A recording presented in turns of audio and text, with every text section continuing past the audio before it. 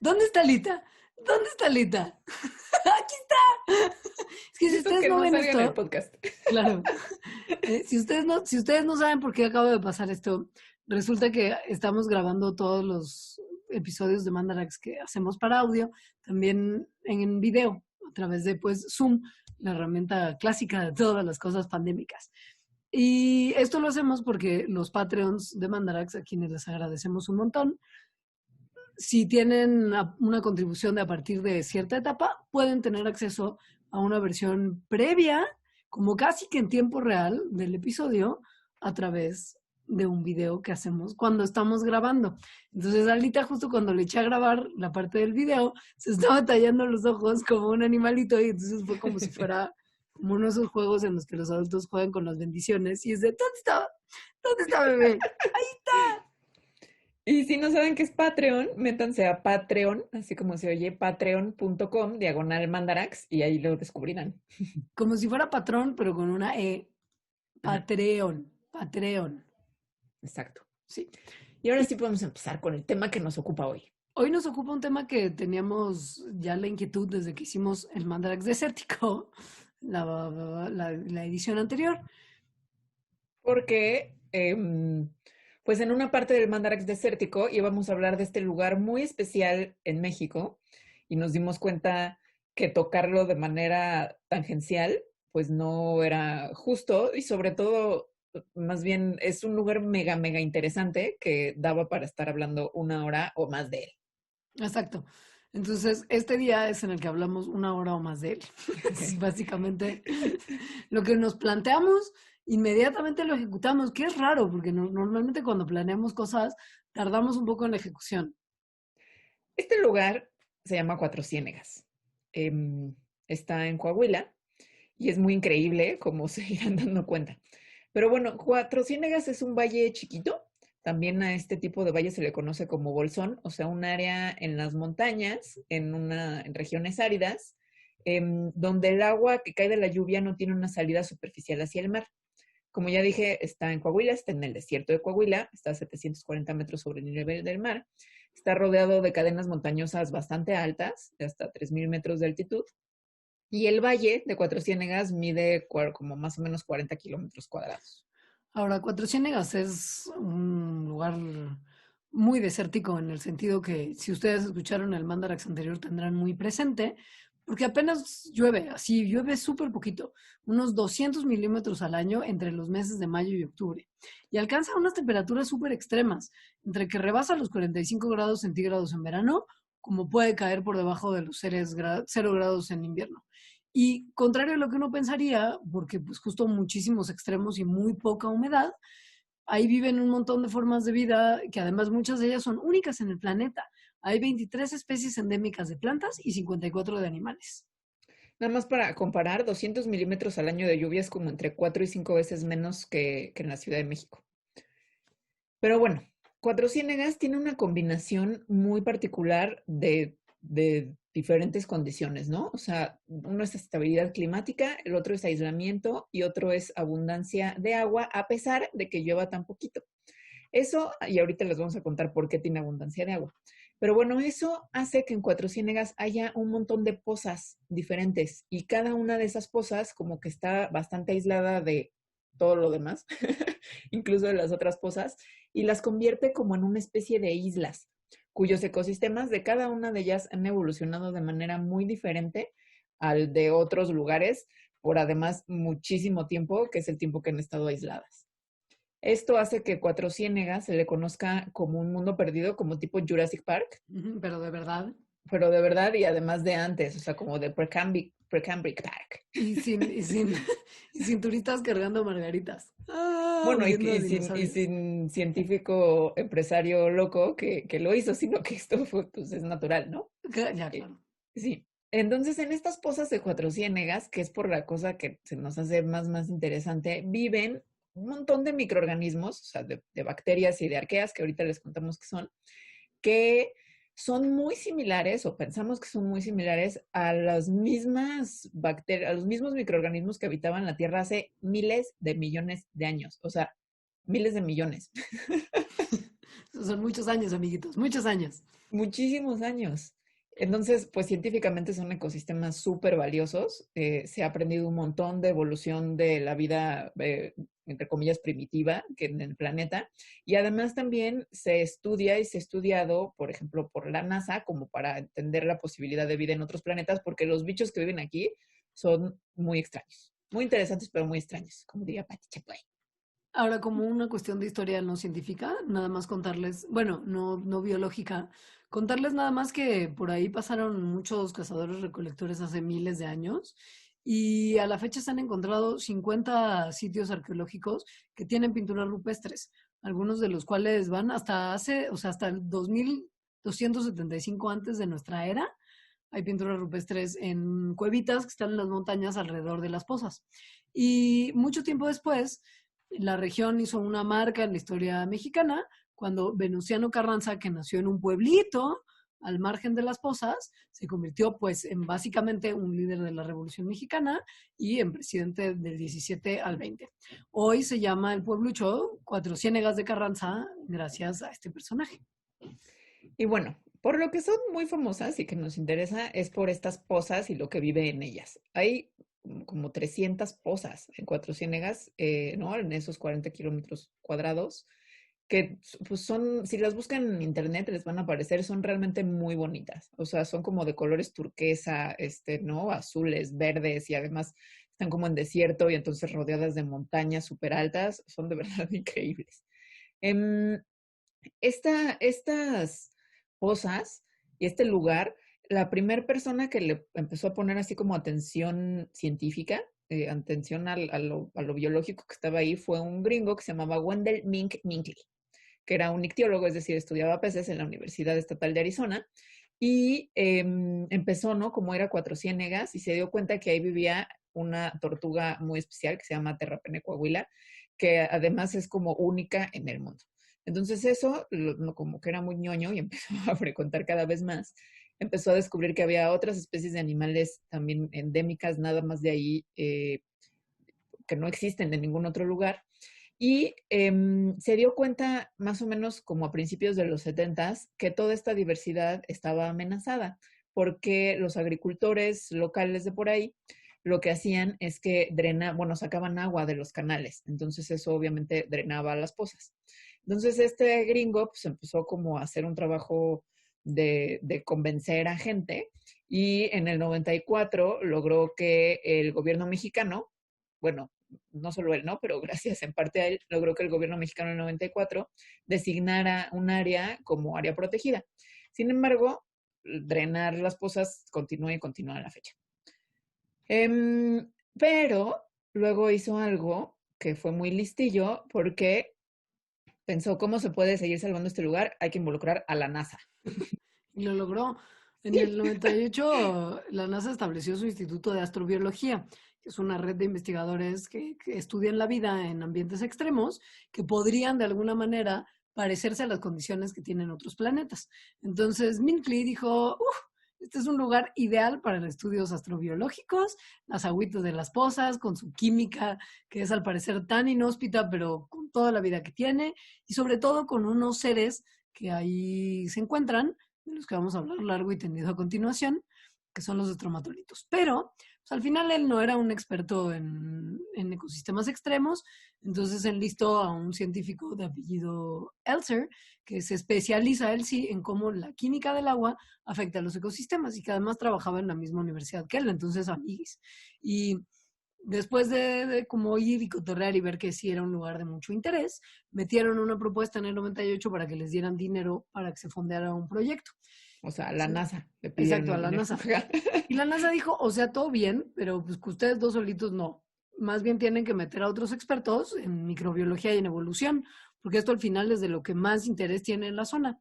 Y entonces, además, esos expertos ayudaría a que tuvieran nacionalidad mexicana como tal, para pues, poder conseguir permisos más fácilmente para conseguir muestras. Y así fue como llegaron los dos investigadores mexicanos que más mano han metido en Cuatro Ciénegas, que son Valeria Sousa Saldívar y Luis Aguiarte. Frunz. Tiene un segundo apellido muy chistoso. Que son marido y Y mujer. Además, sí, Sí. ellos estaban recién saliditos así de sus carreras, recientemente empezaban a dar clases en la UNAM y dijeron, ¿por qué no? Y se metieron a lo que iba a ser solamente un proyecto de 3 años Y y que bueno, que no ha se sido convirtió tres en la años. carrera desde ese momento hasta ahora, sobre todo de Valeria Sousa, que es una científica mexicana, pues súper reconocida, sobre todo por su trabajo en Cuatro Ciénegas. Y bueno, tiene una serie de reconocimientos nacionales e internacionales muy impresionante. Entonces, bueno, empezaron a trabajar en esto y se dieron cuenta de que el agua, o sea, que la química del agua de Cuatro Ciénegas era particular, como muy baja en fósforo, en hierro y en nitrógeno, que son como tres de los componentes más importantes para la vida como la conocemos. Recuerden que en sus clases de biología seguro les dijeron que era fundamental el chomps, Ajá, los exacto. elementos que por sus símbolos químicos hacen chon PS. Entonces, jaja, el chomps. Pues bueno, de chomps, 2 de los chomps no hay ahí. Ajá. Y además que había estos estromatolitos, que son unas estructuras bacterianas que se van formando como en capas, de las cuales hay fósiles de hace 3.800 millones de años.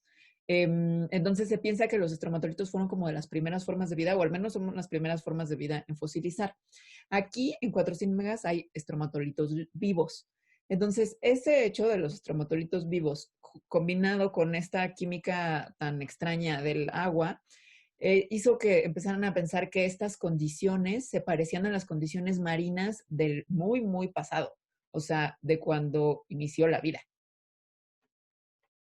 Y entendiendo eso, pues justo llamó mucho la atención de Ojo Internacional.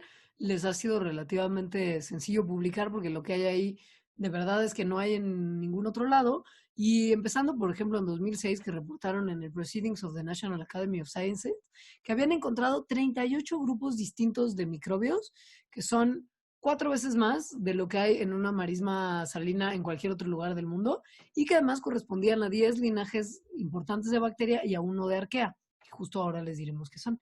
Y lo loco es que la mitad de los grupos bacterianos que encontraron estaban más relacionados con microorganismos de ecosistemas marinos que de un ecosistema de agua dulce.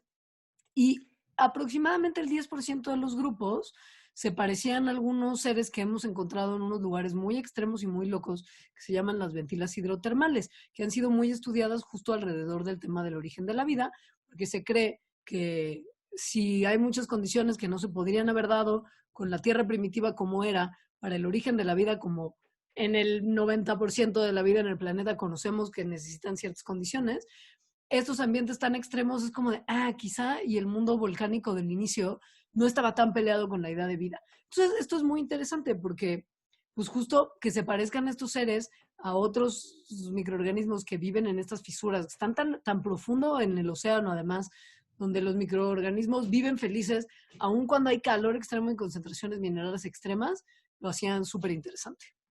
Entonces, a ver, nada más para repetir, o sea, Cuatro Ciénegas está tan cerca de la playa como 500 kilómetros, ¿no? O sea, que es del Golfo de México la playa más cercana. Entonces, esto no es cerca del mar. Eh, y sin embargo, tiene rastros de vida marina, o sea, los microorganismos que ahí viven, y no solo los microorganismos, también las especies macroscópicas, varias de las que ahí viven, se parecen o están relacionadas evolutivamente más con especies del mar que con especies de agua dulce. Y la última vez que el sitio donde ahora es Cuatro Ciénegas estuvo cerca del mar o era mar fue hace 20 millones de años. Entonces, esto le da como una dimensión de tiempo profundo a Cuatro Ciénegas, pues muy interesante, justo como de el parque jurásico que se quedó como, bueno, parque precámbrico que se quedó ahí atrapado desde hace millones de años, donde entonces las especies que ahí viven se adaptaron al ambiente, obviamente, que está ahí, que es muy diferente a casi todos los ambientes que ahora tenemos en el mar y en la tierra en general, y no cambiaron mucho porque se quedaron como ahí aislados.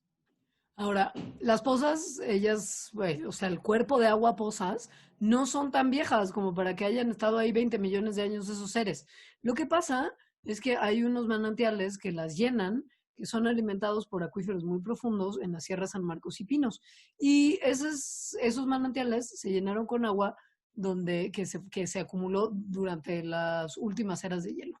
Entonces, lo que pasa es que el agua sale a la superficie, al parecer es lo que se entiende ahora, porque hay una falla que está activa justo debajo de las pozas. Y el agua entonces sale a través de sedimentos marinos súper ancianos y agarra la química tan particular que tienen estos sedimentos mientras va subiendo. O sea, como que arrastra todos los sedimentos y los minerales hacia la superficie.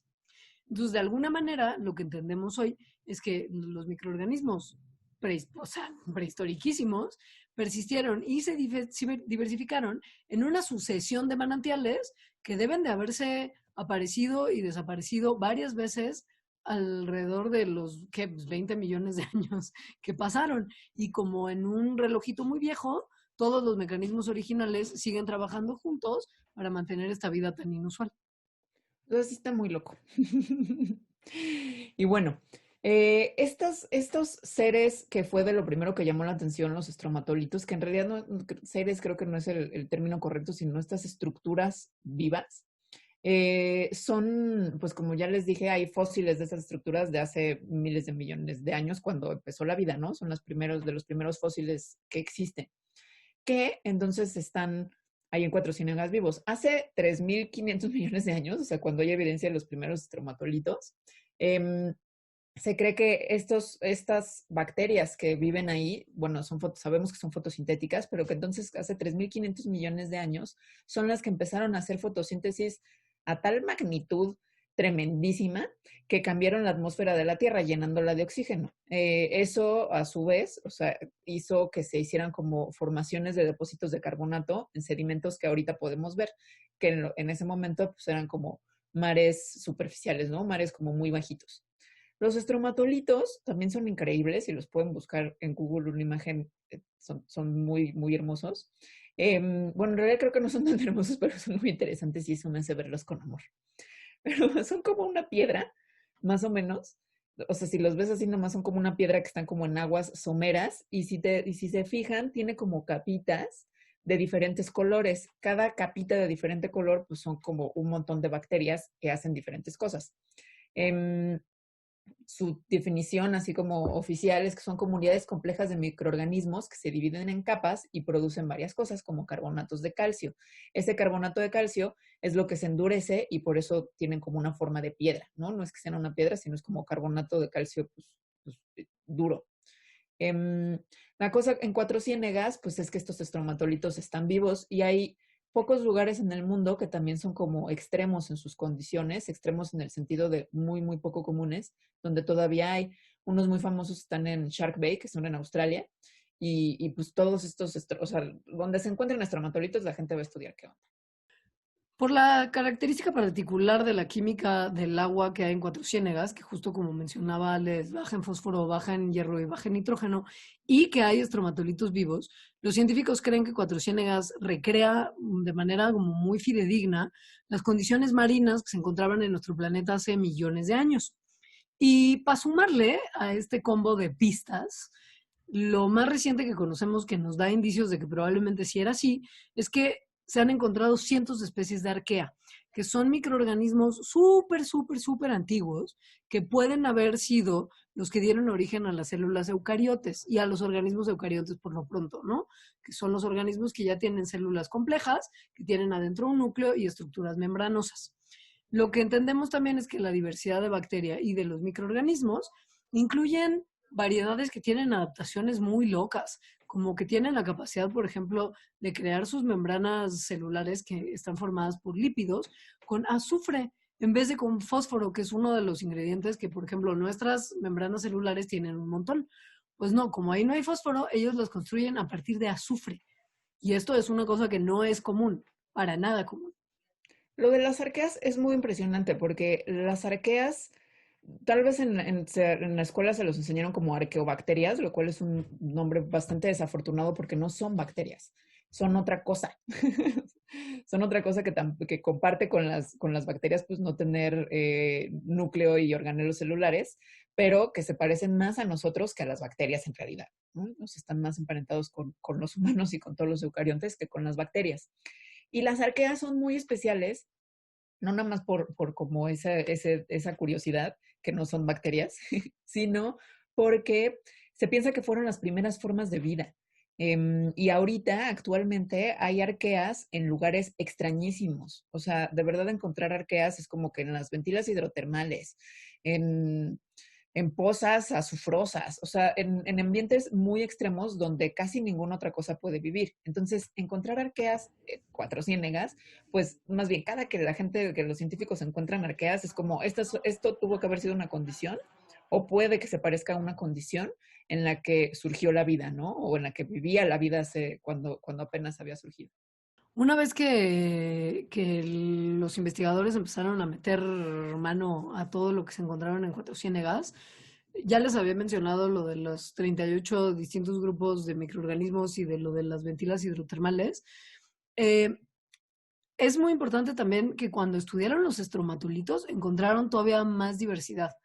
Las muestras de uno de los sitios mostraron más de 58,000 secuencias microbianas distintas que venían principalmente de bacterias. Esto no es un conteo directo de especies, pero es un indicador de biodiversidad.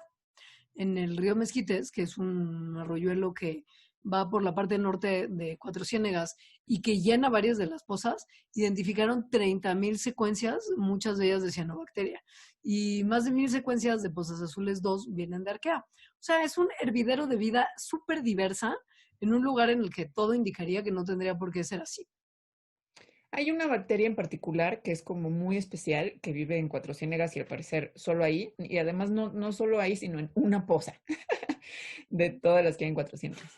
Esta poza se llama el Churince, que bueno, no es una poza, sino que más bien es como un sistema de lagunas y de pozas en la parte oeste de la laguna.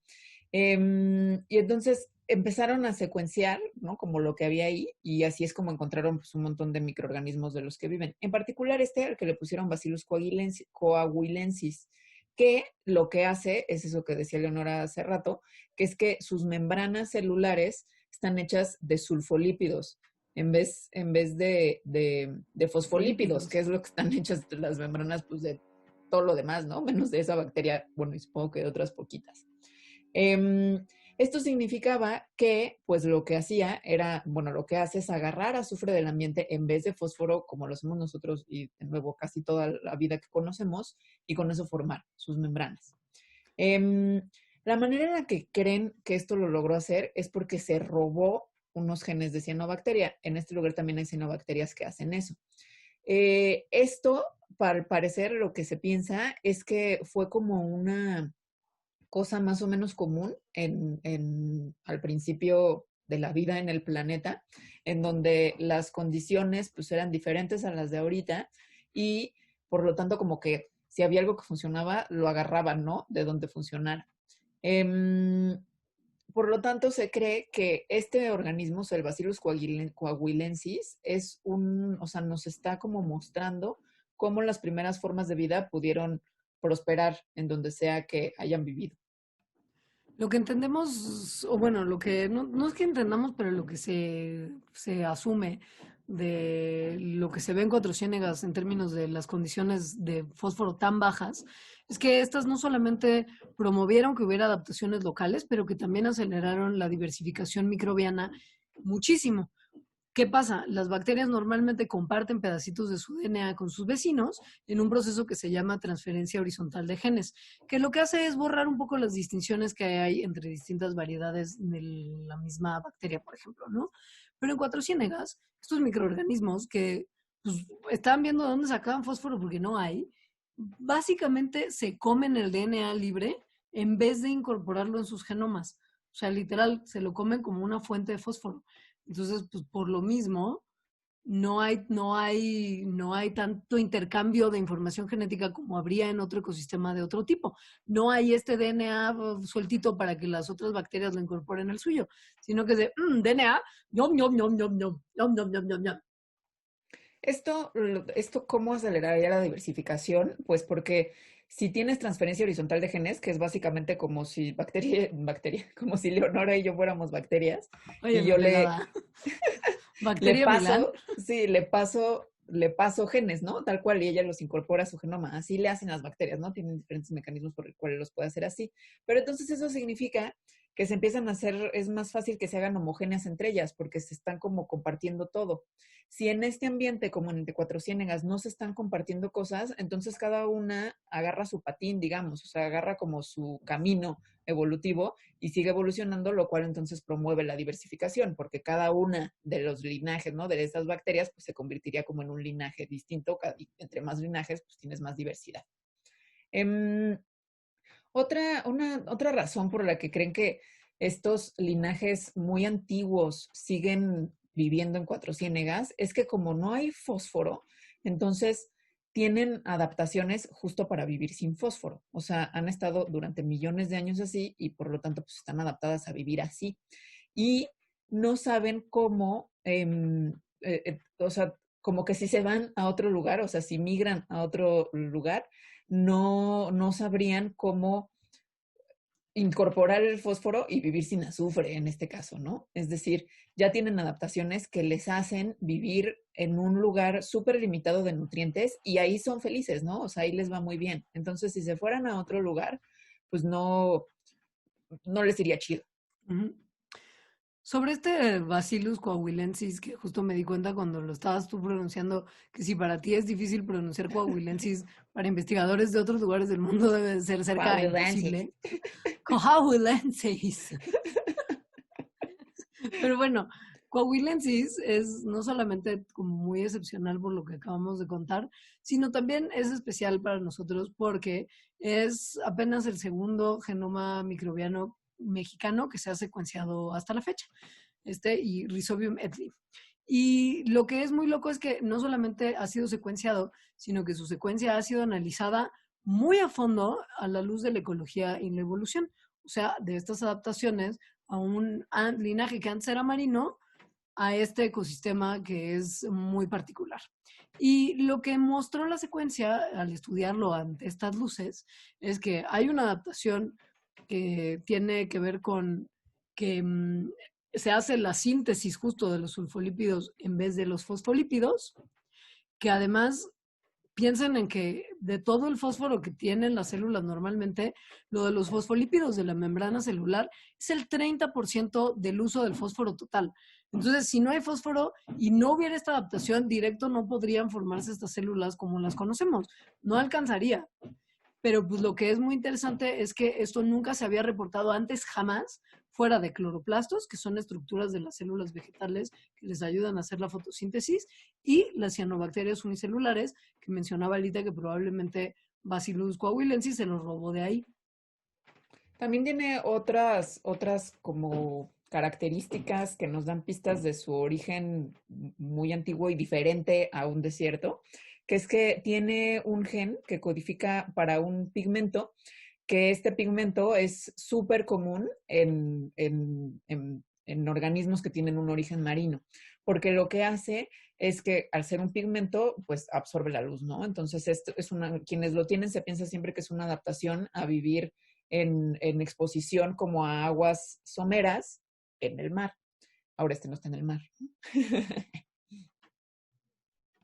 En el análisis ya de las cositas que encontraron en los hábitos de Bacillus coahuilensis, vale la pena mencionar sus hábitos como alimenticios. Ellos lo que sugieren es que una cosa que se presenta normalmente en bacterias marinas que están buscando activamente hierro en el ecosistema para incorporarlo, en esta bacteria está súper representado. O sea, hay muchísimo de la característica que hace como que esta bacteria tenga muchas capacidades de buscar muy activamente hierro, que también ya habíamos mencionado que Cuatro Ciénegas es muy bajo en hierro. Y también nos muestra en sus hábitos alimenticios que prefieren comerse aminoácidos sueltitos y chiquitos en vez de buscar comerse ya como cadenas de aminoácidos más grandes que podrían asemejarse a una proteína. Esto es algo que comparten con otros organismos de genomas muy chiquitos que viven en el mar. Si juntas todo esto y si además le echas encima que tiene la menor cantidad de genes posibles que están involucrados en un ciclo de nitrógeno, que es decir, que les permite procesar esto, y lo juntas también con que hay evidencia experimental de que hay un montón de azúcares que directo no pueden metabolizar, se sugiere que este organismo es totalmente dependiente de la comunidad en la que vive para obtener sus nutrientes y que evolucionó a partir de un componente primitivo bacteriano de esa comunidad que estaba ya previamente adaptado a este ecosistema tan nuevo y tan distinto. Entonces, todas estas cosas lo que nos están diciendo es que Bacillus coahuilensis tuvo varias adaptaciones que tuvieron que ver cuando, digamos, pasó de vivir en el océano a vivir en Cuatro Ciénegas. Es decir, la falta de alimento, ¿no? Que entonces promovió que pudiera adquirir genes de las cianobacterias, que entonces le permitieron vivir sin fósforo, estos genes que le permiten vivir con mucho sol, la pérdida de otros genes que hace que tenga ahorita un genoma muy, muy, muy pequeño, que nos hablan entonces de que en términos generales había un mar donde vivía este ser que se quedó atrapado, o sea, se quedó atrapado entre las rocas, se separó del mar. Después el agua se fue, sobrevivieron las bacterias que ahí vivían y han estado así durante muchísimos millones de años. O sea, pero muchísimos millones de años, estamos hablando como más o menos de 200 millones de años. O sea, estas bacterias han visto dinosaurios, han visto que Pangea se rompe, han visto que cambian los ecosistemas en los que viven. Y esto de que Pangea se rompe, yo no sabía de Cuatro Ciénegas y me encanta, obviamente, porque ya saben que me gustan las piedras y como esas cosas. Y está loquísimo y es lo que nos da como también muchas pistas de por qué es tan particular la biodiversidad que vive ahí y que se parece pues, a mares prehistóricos, muy, muy prehistóricos. Entonces, en Cuatro Ciénegas es el lugar, es que esto yo no lo podía creer, pero es como el lugar en el que Pangea, que era este supercontinente de cuando los dinosaurios, los primeros dinosaurios de hecho, se rompió en dos. Después se rompió en muchos otros pedazos y bueno, por tectónica de placas los pedazos después se juntaron y tal. Pero hace más o menos 220 millones de años, 200 millones de años, donde ahorita es Cuatro Ciénegas, estaba, o sea, en vez de estar, imagínense, México, pues está como la parte larga perpendicular al Ecuador, ¿no? Entonces, en ese momento, más bien la parte larga de México estaba como paralela al Ecuador y mucho más arriba. Y en ese punto, en esa raya, es en la que de repente se partió y se hicieron dos supercontinentes, la Eurasia y Gondwana, y se empezó a formar el mar, pues el mar de Tetis, ¿no? El mar que estaba entre esos dos. Es decir, en Cuatro Ciénegas hay evidencia de esta ruptura de Pangea. Como decía Lita, que es súper loco y creo que es importante hacer de verdad la reflexión de lo que esto significa. Cuatro Ciénegas es el punto donde el hemisferio norte y sur se deslizaron rompiendo Pangea en dos partes, lo que dio origen al Océano Atlántico hace 220 millones de años, ¿ok? En este lugar tan loco y prehistórico, ahí fue exactamente ahí donde se deshizo toda esa cosota gigantesca que era Pangea. Y por lo tanto es el momento en el que Cuatro Ciénegas comienza a ser costa. Porque claro, antes de eso, pues era como estaba como a la mitad de Pangea, ¿no? Que en realidad estar a la mitad de Pangea significa que eras súper árido. Las partes húmedas de Pangea pues estaban a las orillas, que es donde vivían pues, muchos dinosaurios. Si se quieren imaginar cómo se rompe Pangea, es que no sé si vieron esta película de los 90s, Pie Pequeño, Piecito. ¿Tú la viste? Pie Pequeño en busca del Valle Encantado. Sí. Ahí se rompe Pangea. Obviamente Pangea no se rompió así como de un momento a otro, dejando a dinosaurios bebés alejados de sus familias. Pero bueno, pasó a lo largo de millones de años como se suceden los movimientos de placas tectónicas. Ahora es importante para entender un poquito qué fue lo que había antes de que se rompiera. Les vamos a platicar un poco sobre Pangea como tal, porque no hemos hablado mucho de supercontinentes en este programa y creo que es una cosa que Alita lamenta profundamente. Entonces, para compensar, les cuento que Pangea era súper árido en el centro y mucho más húmedo en las orillas, donde prosperaron los dinosaurios del periodo Triásico. Entonces, a principio del Jurásico, que fue hace 220 millones de años, hubo de repente una fuerza súper extrema en el centro del planeta que piuma les partió el supercontinente en 5 pedazos. Fue como ya la ruptura grandota. Como piecito. ¿Mande? Como piecito. como piecito. Y lo que se entiende hoy es que la primera falla tectónica que desencadenó la formación de los continentes como los conocemos hoy, después de mucho movimiento, es la falla de San Marcos, que es justo esa falla activa que está debajo, justo debajo de Cuatro Ciénegas. Justo ahí. Está muy cañón. O sea, en México, en Cuatro Ciénegas, tenemos un pequeño pedazo del mundo antes de cómo era el mundo, pues, antes de que se abriera Pangea. Casi el resto de México no existía cuando Pangea en realidad. O sea, son tierras que emergieron después. Pero bueno, este pequeño pedazo de Pangea que todavía tenemos ahora se conoce como Isla de Coahuila. Y pues es eso, es un resto pangeico, el único que tenemos en México. Y bueno, eh, después la actividad geológica hizo aumentar la concentración de sulfatos de calcio en los océanos, porque el magma contiene azufre y eso produjo una gran cantidad de yeso, lo cual es la razón de que Cuatro Ciénegas sea actualmente uno de los lugares que tiene minas de yeso pues, más grandes del mundo. Ahí están las primeras dunas que se formaron a partir de la arena de mar que era rica en sulfatos. Entonces, los moluscos comenzaron a formar sus conchas de sulfatos en vez de carbonato de calcio. La falla esta de San Marcos, que es la que desencadenó, ¿no?, la división de Pangea, es muy profunda y ya no está activa, pero tiene como fallas hijitas, que son la falla de la Nueva Atalaya, de Becerra y de Cuatro Ciénegas, que se unen en una cosa que ahorita se llama formación de Georgetown. Entonces, estas fallas sí están activas, sí han estado activas durante mucho tiempo, y lo que hacen es que crean formas con sedimentos de carbonatos y de sulfatos.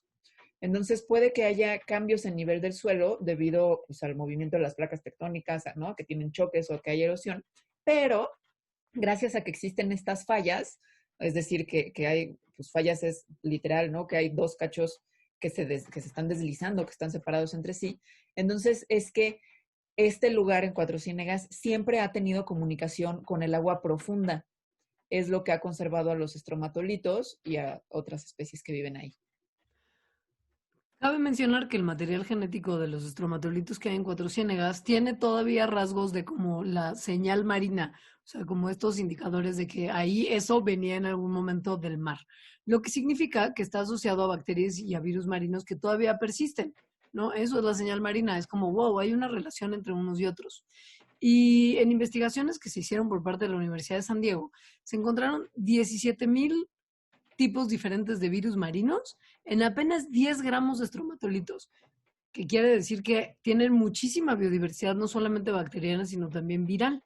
Ahora, un poco más al norte, los estromatolitos ya no tienen esta señal marina, sus bacterias son continentales. O sea, es muy loco que en un espacio tan chiquito de 40 kilómetros haya como evidencia de unos que vienen directamente de la época marina, que fue hace muchísimo tiempo de esa misma zona, por todo este movimiento de agua y demás, y que un poquito más al norte ya no la haya y que sean solamente continentales. O sea, todas estas cosas y lo que les hemos platicado, espero que les dejen en claro cuán complejo es el ecosistema de Cuatro Ciénegas. O sea, hay agua de lluvia que ha permado las rocas y agua de glaciares, que también se filtró para formar un gran lago hace millones de años. Hay agua profunda y antigua que preserva la señal marina. O sea, Todo a la vez. es agua antigua. Es agua de mar antiguo que está ahí mezclado con agua de glaciar y agua de lluvia, lo que hace que haya peces, caracoles, crustáceos, diatomeas y bacterias que tienen características marinas y que además llevan el recuerdo de un mundo donde todavía no había fósforo hace más de 2,000 millones de años. Y también hay cosas que, pues, más frescas con lo que está pasando, que viene agua de otros lados. Es muy loco. Entonces, hace más o menos 35 millones de años es que Cuatro Ciénegas empieza a aislarse por primera vez en toda la historia de la Tierra del mar, es decir, en ya dejar de ser costa. Esto ocurre porque el altiplano central, junto con la Sierra Madre Oriental, pues emergen. Entonces, las bacterias y muchos de los organismos que ahí vivían, pues ahí se quedaron. Y no les llegó el memo de que ya no había mar.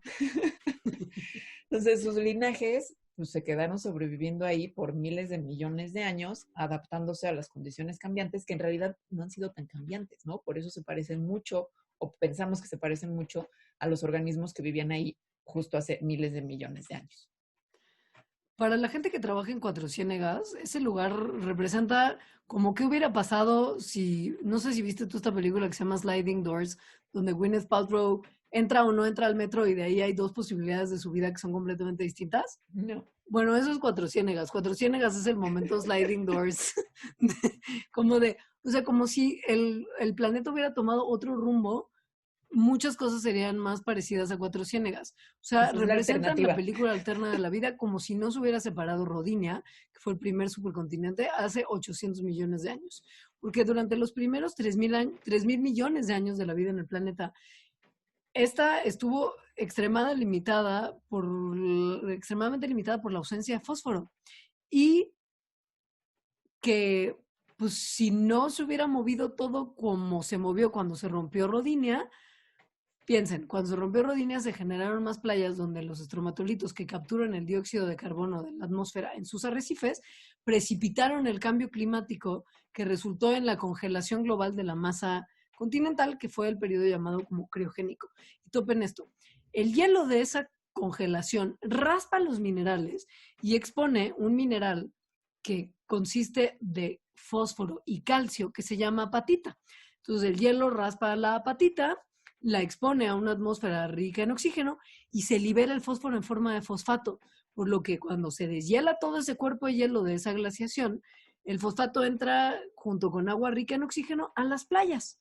Y esto le da finalmente la oportunidad a las algas de predominar, porque antes no tenían ni ellas ni ningunos otros organismos que requirieran fósforo como lo suficiente para crecer. Las algas, al igual que los primeros eucariotes, necesitan más energía.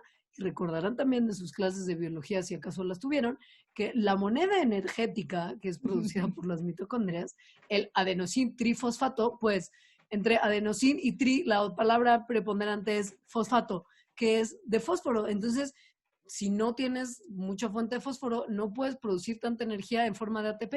Y las algas necesitaban mucho más ATP que otros seres que habitaban la Tierra antes. Y además tienen más ADN. Entonces es como, wow, si no hubiera pasado esto de la separación y el oxígeno y la congelación y la exposición de la patita al oxígeno y la liberación del fósforo, nosotros probablemente no estaríamos aquí el día de hoy. Está increíble que además el que se rompa una masa continental gigante provoca que haya más playa, obviamente, ¿no? Porque tienes Claro. más costa.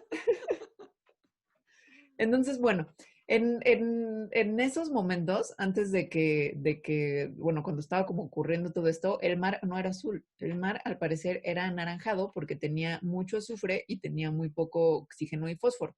Pero entonces, cuando las algas les empezó a ir bien, este crecimiento de algas lo que hizo fue capturar un montón del dióxido de carbono que estaba en la atmósfera en sus células y eso hizo que se precipitara de nuevo otra congelación global que de nuevo liberó un montón de fósforo y oxígeno a las playas, donde entonces dio paso a que se evolucionaran los primeros animales. Eso fue hace 635 millones de años.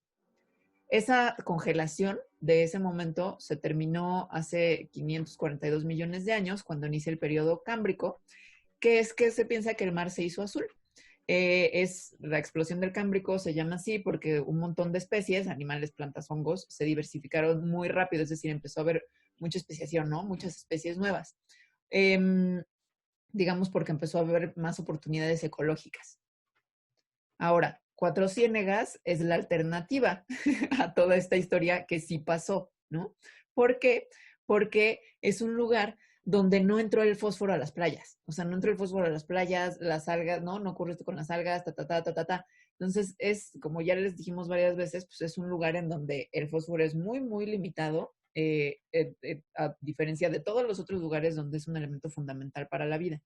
Por eso es que decimos que es como esta película de Gwyneth Paltrow, en donde es la alternativa.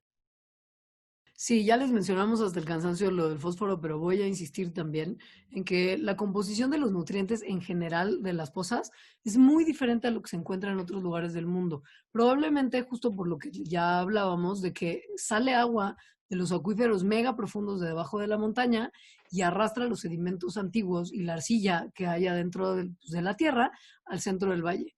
Entonces, Con estos niveles altos de azufre y sus muy bajas concentraciones de fósforo, el agua en Cuatro Ciénegas se parece mucho más a los océanos de la era precámbrica, que terminó hace aproximadamente 542 millones de años, a los mares de la fecha moderna. Porque, pues sí, eh, ha cambiado, como vieron, a la raíz de muchas separaciones, muchas eras de hielo, mucho movimiento mineral, muchas cosas, la composición del agua, y por lo mismo también han cambiado mucho las formas de vida que puede haber en los océanos hoy, de lo que podía haber en los océanos precámbricos, en los que había mucho azufre y poco fósforo. Por eso fue como tan loco cuando se encontraron esos niveles de nutrientes en el agua de Cuatro Ciénegas. Fue como, ¿what? Esto ya no hay aquí en el mundo desde hace muchísimos millones de años. Y no tendría que haber vida tanta como la hay, porque pues en teoría la vida hoy la conocemos con otros requerimientos, pero pues estas adaptaciones marcan que sí, como que se quedaron ahí en la congelación del pasado. Y esto lo saben, digo, por diversas evidencias, pero una de las evidencias más interesantes es la del ADN de los microorganismos que viven ahí. Cuando extraen el ADN y luego lo analizan comparándolo con el ADN de muchísimos otros organismos que viven en todo el mundo, ¿no? Han podido reconstruir como la historia evolutiva y ver a qué se le parece más, ¿no? Y con eso pueden calcular cuál es la edad de los linajes que viven en esos lugares. Y entonces encontraron que los linajes que están en los sedimentos, o sea, de las bacterias que encuentran en los sedimentos, se originaron hace 650 millones de años, que, oh sorpresa, es justo durante el precámbrico tardío. Y que los linajes marinos emergieron, o sea, se remontan a hace 160 millones de años, que, oh sorpresa también, esto es finales del Jurásico, es decir, cuando se rompió Pangea. Entonces, lo que nos está mostrando el ADN de los microorganismos de Cuatro Ciénegas es estos dos eventos como súper importantes en la historia de la vida en la Tierra, ¿no? Que es primero un cambio muy abrupto en el balance de nutrientes que había de la era precámbrica a la era cámbrica, que es el que les hablamos de toda esta cosa loca de las algas y de que pasó de no haber fósforo a haber fósforo. Y el segundo evento súper importante, pues es ¿no? que Pangea se rompió. Básicamente. Ahora, la gente que estudia Cuatro Ciénegas cree que las condiciones de nutrientes que son tan extremas en esa zona y además lo que ellos especulan que existe, que es una habilidad muy aumentada de las especies bacterianas nativas de competir y eliminar o evitarles la entrada más bien a microorganismos que podrían estar invadiendo ese ecosistema, puede explicar por qué estos linajes tan antiguos de microorganismos jamás dejaron de estar en las pozas. Lo que entienden es que el antagonismo que ocurre normalmente entre distintas bacterias, que es una cosa que pueden ver ustedes, que digo, hasta dentro de su pancita, que llega una bacteria mala, pero si hay muchas bacterias buenas viviendo dentro de su panza, no dejan que la bacteria mala se establezca, por eso no vivimos todo el tiempo con infecciones intestinales súper rudas. Este antagonismo entre bacterias ocurre principalmente contra bacterias que son similares, como que están relacionadas cercanamente en términos como familiares, o sea, que son como de linajes cercanos. Y lo que creen es que pues, es poco probable que haya como mucha competencia dentro de los que están ahí, porque están todos como justo muy diversificados y muy felizmente viviendo. Y pues como justo también las condiciones son tan extremas, yo me imagino que tampoco hay tantos microorganismos posiblemente invasores que tendrían facilidad de sentirse cómodos en el ambiente de Cuatro Ciénegas. Entonces, pues sí, esto permite que sin mucha competencia y sin cambio en las condiciones y que se han mantenido estas condiciones por X, Y y Z razones a lo largo de millones de años, pues ahí están estos linajes antiguos como si nada y nosotros podemos tener esta ventana a momentos muy anteriores de la evolución y de la historia del planeta que solamente se encuentra ahí.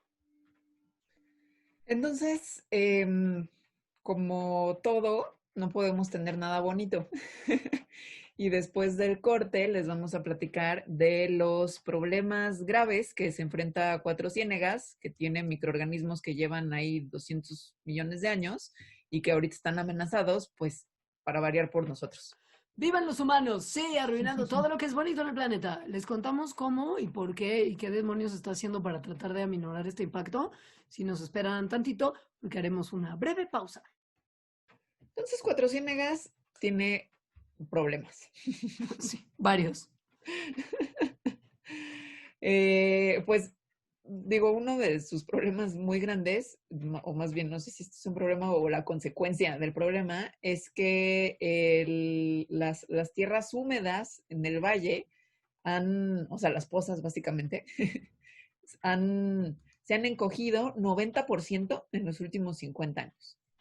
La laguna del Churince, que es este sistema como de pozitas en donde de repente unas están como vivas y otras secas y así, pero que pues donde se encontraron a Bacillus coahuilensis, se secó en 2017. O sea, 2016 fue el último año en el que se vio agua en el Churince.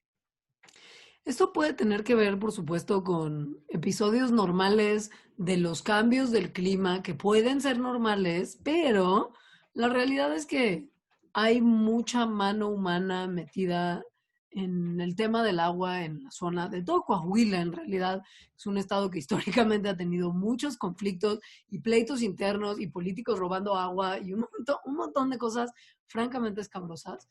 Pero pues la gente que hace investigación en Cuatro Ciénegas lleva varias batallas importantes para tratar de preservar el agua de las pozas, tanto con justo políticos, pero también con compañías lecheras, que hay muchas muy importantes en esa área, sobre todo una, y campesinos locales y dueños de terreno.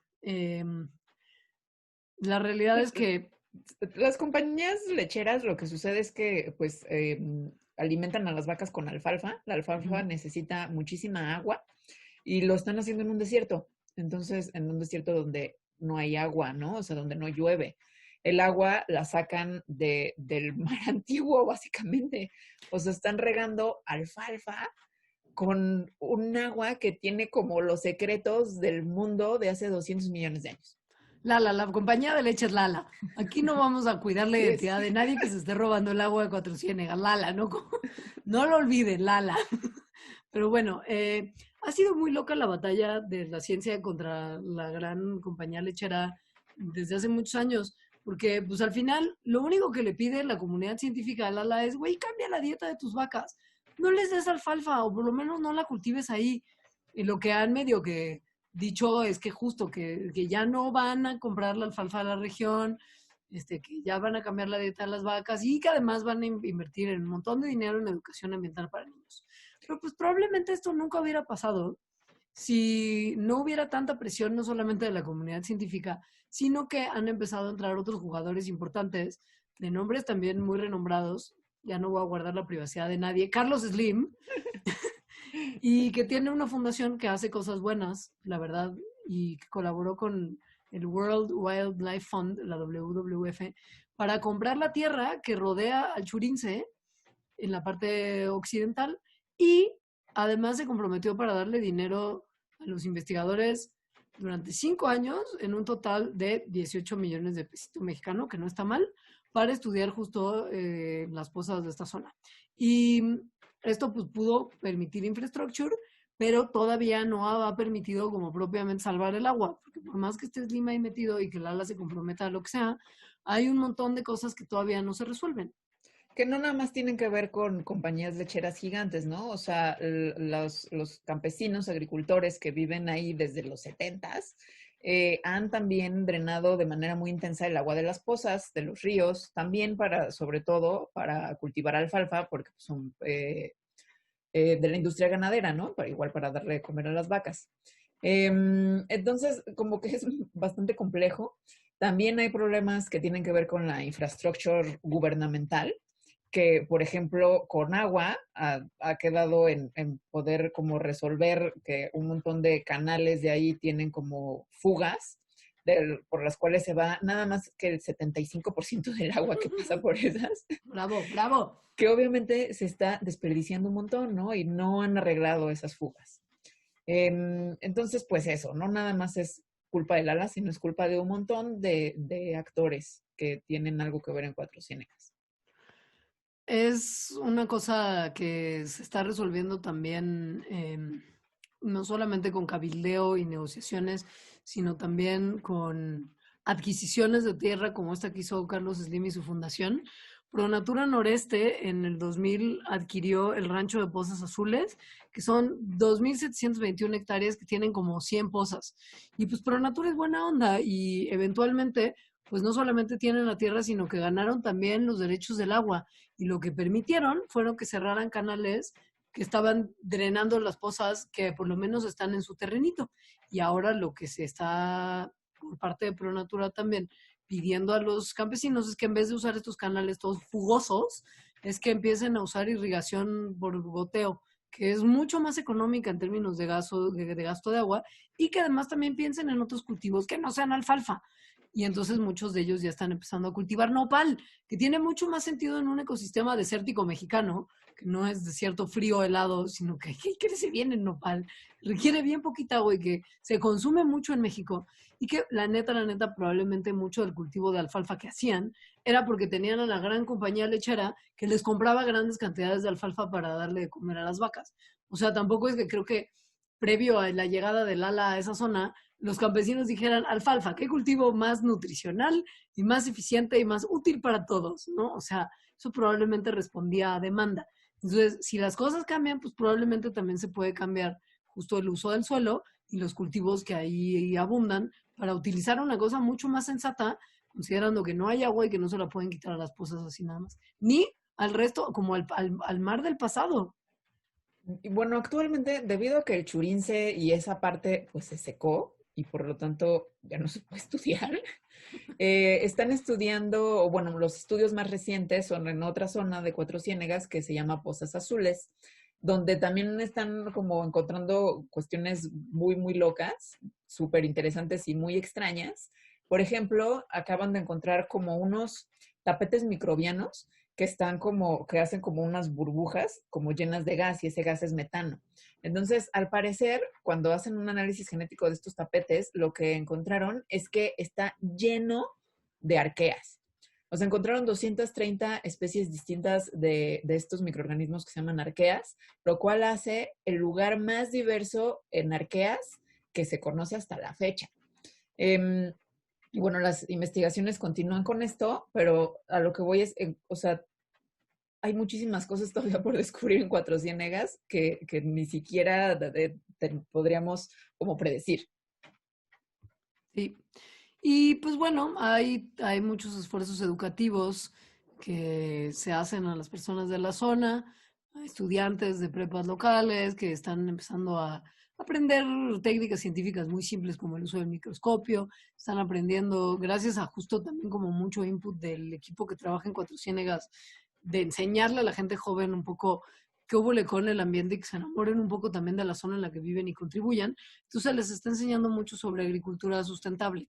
Y pues ya al final, la Fundación Lala y la Fundación de WWF con Carlos Slim armaron un laboratorio que es así, nivel universitario chido, en una de las escuelas que hay en Cuatro Ciénegas y que hoy en día es una de las mejores prepas rurales de todo México. Y sus graduados están de alguna manera incorporándose a los proyectos de investigación que ya existen en Cuatro Ciénegas, que tienen un montón de dinero. La verdad es que hay mucho dinero puesto en Cuatro Ciénegas, es probablemente un lugar que no sufre de carencia de presupuesto para estudiarlo. No, no, porque además es mega taquillero, ¿no? Entonces Exacto. está en todos los medios Cuatro Ciénegas. Pero Y pues bueno, está, sí es padrísimo. claro, sí, y está bien, porque además pues ese dinero permite justo hacer estos planes de educación, empezar a reclutar gente que se dedique desde su inicio laboral a la preservación de Cuatro Ciénegas y en un momento en el que el más del 90% del agua de la zona no existe más, es un momento óptimo para empezar a generar más conciencia y que esa gente también que entra en el pleito como nuevo y refrescado pueda también participar del cabildeo para luchar por la preservación del agua de la zona.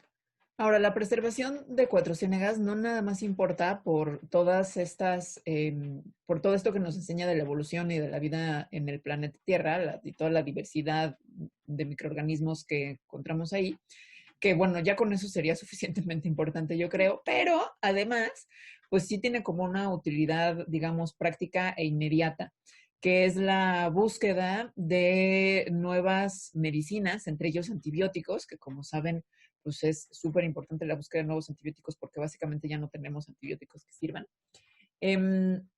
Y se hace investigación en las pozas para ver si hay ahí cierto tipo de bacterias de las cuales se puedan derivar nuevos antibióticos y otro tipo de medicamentos, como por ejemplo medicamentos que tengan actividad contra el cáncer. Piensen que también, pues, un poco el comportamiento agresivo, defensivo y de supervivencia de las bacterias que viven ahí podrían tener algún aprendizaje que nosotros podíamos aplicar para la preservación de la salud humana, así como la salud planetaria, porque pues en sus recursos genéticos podría haber muchísimo potencial de tener biofertilizantes muy buenos y usarlos para bioremediación, es decir, para tratar de rescatar ecosistemas que han sido muy dañados por el sobreuso humano para cosas como agricultura, por ejemplo. Pensemos que el fósforo se usa, así como el nitrógeno, también mucho para procesos agrícolas. Y pues igual para 2050, en una de esas las reservas de fósforo que hay en el mundo se empiezan a acabar. Y esto es necesario para, ¿sabes?, mantener los cultivos de los que comemos nosotros y los animales que gustan comerse.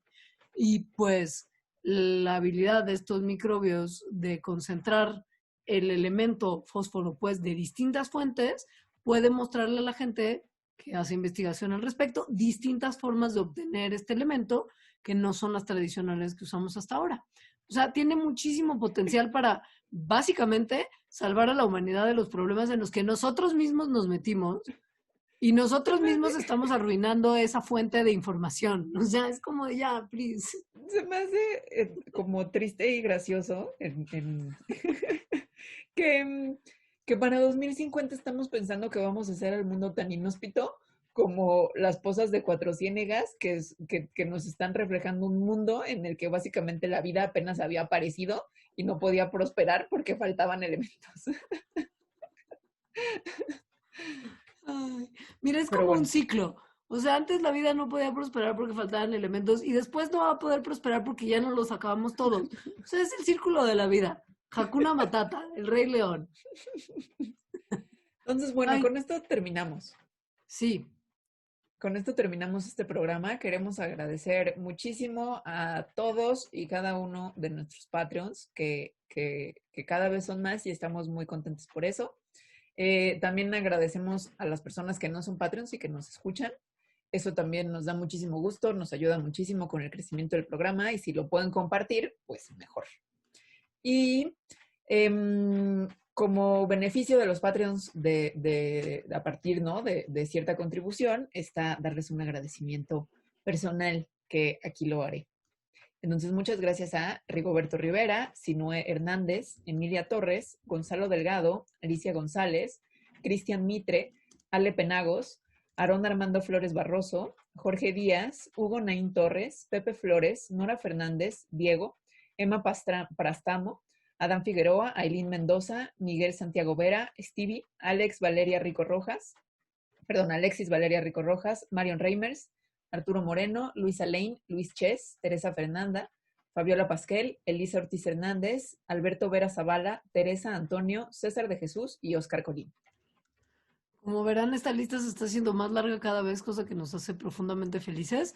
Y les agradecemos no solamente a los de 10 para arriba, sino a todos y cada uno de los Patreons que ponen unos pesitos para que Mandarax pueda existir, porque para nosotras es literal, pues ese dinero que percibimos es lo que permite que la producción de este programa se lleve a cabo. Entonces, sin ustedes, piénsenlo, que no, o sea, así con todas sus letras, no podríamos estar haciendo este show. Entonces, mil gracias y pues nada, cualquier sugerencia que tengan, háganosla llegar a las redes sociales del programa, que son Mandarax en Twitter, @lasmandarax en Instagram y Mandarax lo explica todo en Facebook, y a nuestras redes personales, que la mía es @leos. La mía es @alita_emo. Le mandamos un saludo a Inés, que nos ayuda muchísimo en la producción de este programa, y a todos ustedes que escuchan, no solamente saludos, sino gracias infinitas. Recuerden recomendarle este podcast a todas las personas que conocen y a las personas que no conocen también. Muchas gracias. Adiós. Bye.